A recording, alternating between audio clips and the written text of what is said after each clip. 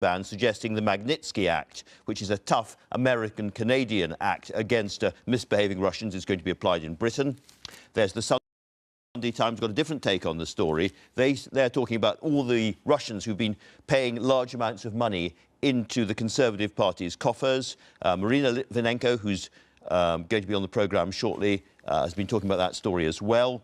The Mail on Sunday has gone on another charity scandal story, this time Bono's charity won. And then, interesting, I keep attacking the red tops in this programme for not doing serious stories on the front page. Lots and lots of people with their clothes off instead. But so, shout out to the Sunday people. 8 targets on Putin's UK hit list. They have identified another 8, mainly Russian people, who they think are going to be next. This is the beginning of the story, not the end. And there's the Sunday Express. Spy poison was in a parcel, they say. Was it in Zizi? Was it in a parcel? Was it in flowers? We'll talk about that much more. And then there's the Observer, following International Women's Day, have a story about top-paid men outstripping women by 4 to 1. Shock figures reveal. Not Carrie Gracie, but an actor on the front page of the story for once. OK, you are beautifully coordinated. Thank you very much. This is Tangerine Dream. Tangerine Dream. But we're going to start off with the Russian story. Yes, Andrew, look, it's... Every paper seems to have a different take on this. As you said, in the People, they've got a former Russian spy who says that the Russians tried to poison him. He's all over the People with these other spies that he says are on the hit list. They say it was in the restaurant. The poison was in the restaurant. The Sunday Express says the poison was in a parcel that was sent to his home. The Mail on Sunday says it was in the flowers by the grave. So I guess the one thing we can learn from all somewhere. this, no one has a clue. But what really strikes me about all of this, we've got the government saying, you know, we're doing a fantastic job, that, you know, we're taking this all really seriously. Why then, when a known double agent, former Russian spy, was found with his daughter frothing at the mouth on a park bench in rural England with his daughter beside him, didn't an alarm bell go off? Why didn't someone say, you know, maybe we should actually get someone in, this may be a poisoning? I mean, it just took days, didn't it? It took days. It was something like 5 days before they got the army in to even take that ambulance away that he was carried to the hospital in. It just seems insane. And in terms of the political response, 2 big front-page stories, one the Sunday Times, one the Telegraph. The Sunday Times focusing on all the money, as I was saying, going into the Conservative Party's coffers from prominent Russians. Yeah, you get a very different impression of the government's response to Salisbury if you read either of these papers. The Sunday Telegraph basically saying that they're going to, you know, make it harder for people to get visas with the Magnitsky Act that you were talking about. Although, frankly, if someone's guilty of an extrajudicial murder, you'd like to think that it would be quite difficult to get visas. But yeah, the Sunday Times, totally different approach to this. This is about the government's links to Russia.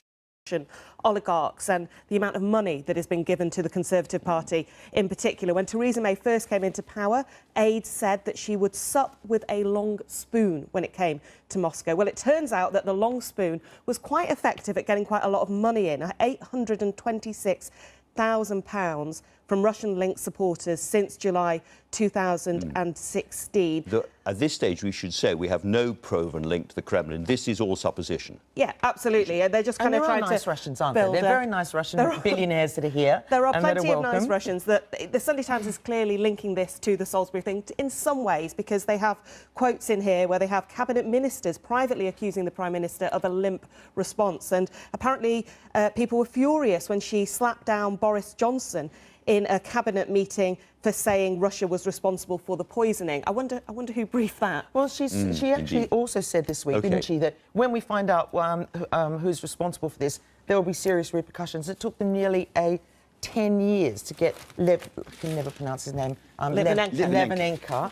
And, you know, by that time, they're planning to ban going to the World Cup. We'll have played in Russia, we'll have played in Qatar, before they've even decided if it's state-funded. And as you say, but we're not sending a junior minister. That will scare them. That will scare them. OK, next story, please, chaps. OK, what do we want? Oh, OK, the Sun. Yeah. Oh, yes, the Sun. We want to talk about the Sun. We want to talk about, as you have Philip Hammond on today. A really important interview in the Sun, but they didn't put it on the front page. Oh, look, it's very mean of them. They didn't put it on the front page. They did put it a little bit on page 2. But he's here to give us great news. Austerity's over. The light is shining again. And he's also, one thing I do like, is he's given a big plug for tackling the scourge of plastic. But I think And other people might be worried about. When you read through his piece, what he's saying is unemployment's down, wages are up nearly 3%. Manufacturing's up. Manufacturing's up. Yeah. We've had 2 quarters now in which we're paying off the debt day to day. You know, the so-called end of austerity. It's a very, very sunlit uplands message. Yeah. Yeah, I mean, Philip Hammond has us walking into the light, although two things we can be Who'd have sure of. thunk it?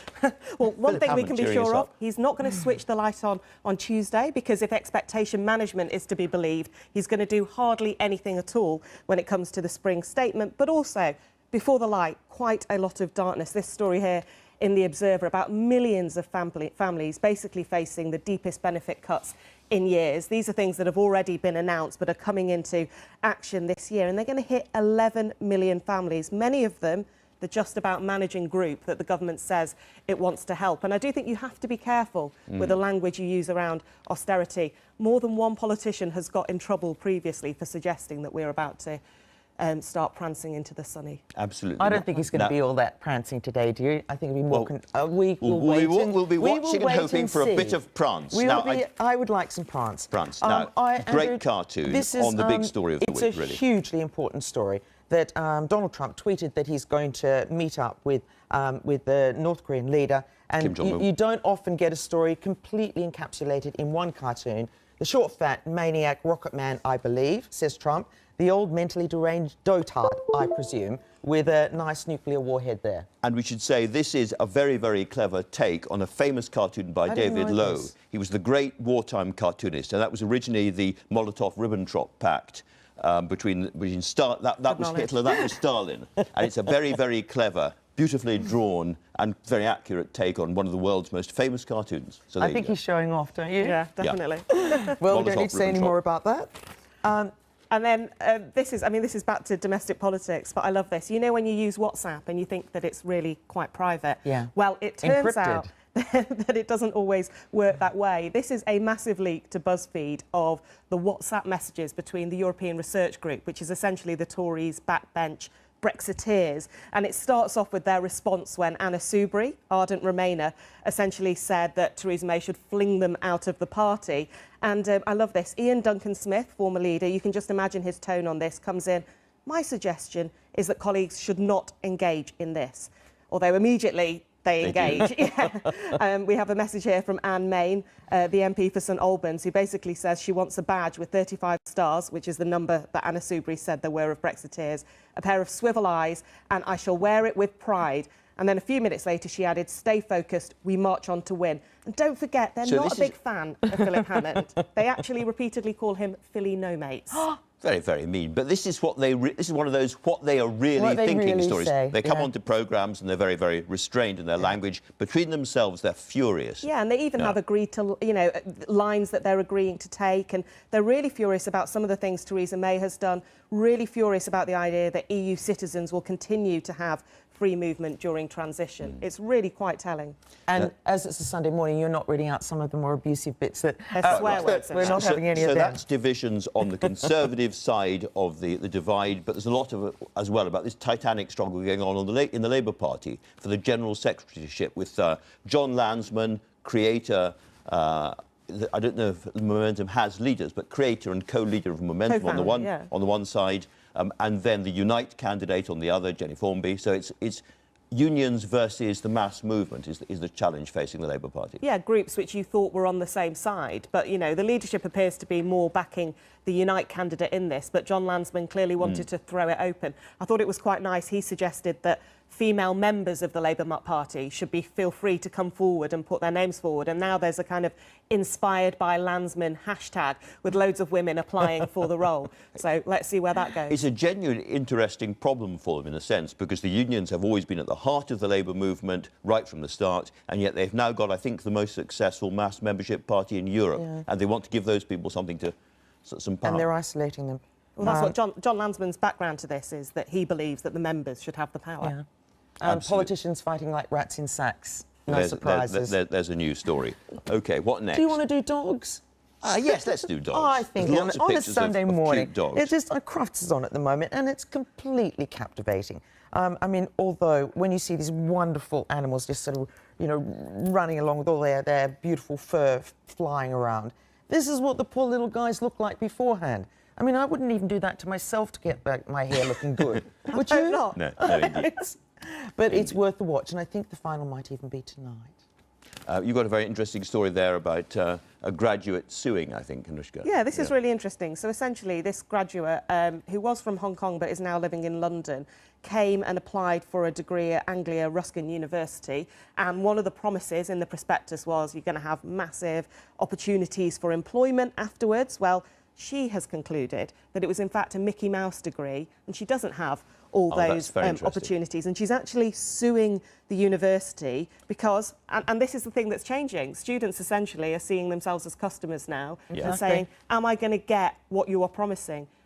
She's actually saying my degree wasn't tough enough. It wasn't tough enough. And, you know, there's a quite interesting bit here where she says, the claim includes allegations that one lecturer arrived late for lessons, finished early, and occasionally simply told students to self-study. But So, I have to say, I thought universities were all about self-study. Okay. So amazing. Just as we finish, it was International Women's Day, but today is Mother's Day. This Much is more a wonderful Mothering day. Sunday. This is wonderful.